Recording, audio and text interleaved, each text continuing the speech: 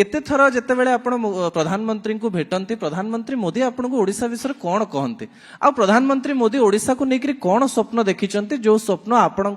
हाथ में से साकार करने चाहते। प्रधानमंत्री ओडिशा को भल पाउछंती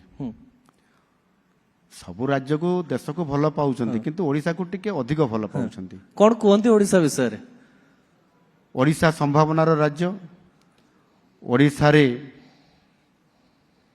मु जो कथा कहूली एठी खଣି अछि पानी अछि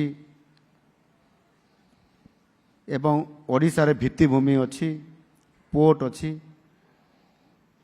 इते खଣି थाई करी ओडिशा जेतिकी शिल्प रे आगु को जीवा कथा एवं विकासर रास्ता जेतिकी आगु को जीवा कथा आज पछेई जाइछि किंतु तुमको दायित्व दिया जाइछि आ तमें ताकू पूरण करिवो मोर आशा अच्छी भरोसा अच्छी विश्वास अच्छी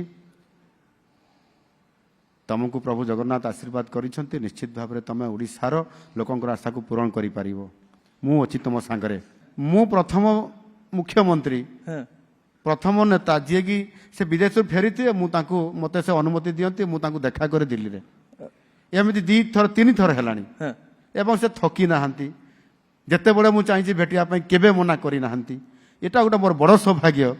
जे जो प्रधानमंत्री आज ओडिशा को जदि भल पाउ न थांते